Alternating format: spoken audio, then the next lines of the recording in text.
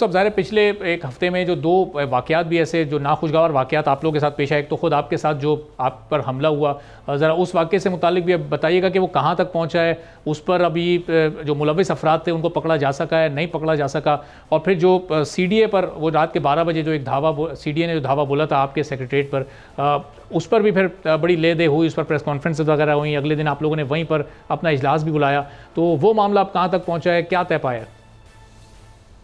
भाई कल एक हफ्ता हो जाएगा उस अटैक को, हमले को जो मेरे ऊपर हुआ था।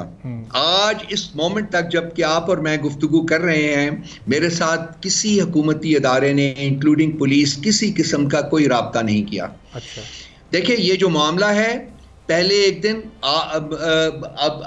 जो वो क्या है, वो अब एक टीवी है उसके सामने हुआ था, वो भी CCTV कैमरास के ऊपर वो तमाम चीज जो है वो रिकॉर्डेड है।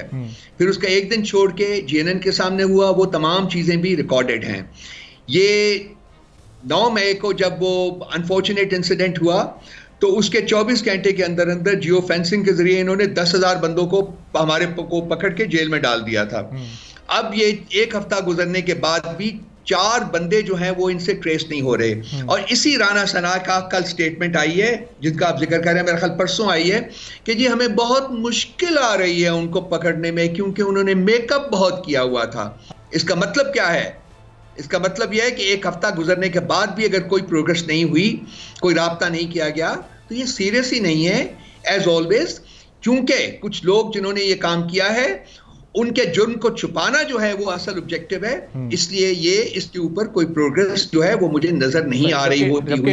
आपने तमाम कानूनी तकाजे आपने पूरे कर दिए थे, FIR वगैरह सब वो लॉन्च हो चुकी थी? हमने पूरे कर दिए मेरे भाई, हमने पूरे कर दिए हैं, FIR दर्ज करवा दी है, सारा कुछ करवा दिया है।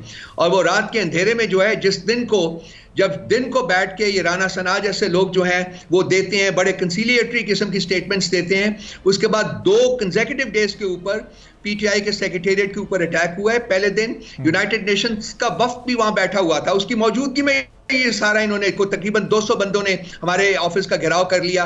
वो उसको हमारे एक लीडर को ये उसकी तलाश में थे। उसके बाद नेक्स्ट डे दिन को कंसीलिएटरी स्टेटमेंट और रात के अंधेरे में पार्टी ऑफिस के ऊपर फिर अटैक करके दिया और वहां उसकी तहस नहस करके रख दी उस ऑफिस की।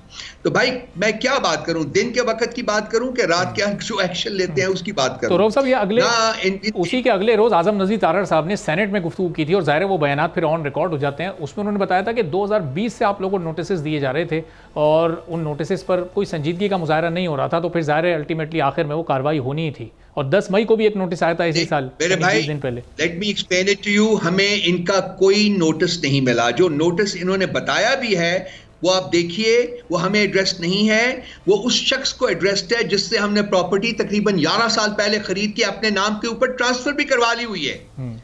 तो ये फाइल का पेट भरने के लिए वो सिर्फ नोटिस दिखा रहे हैं। हमें किसी किस्म का नोटिस इनकी तरफ से नहीं मिला।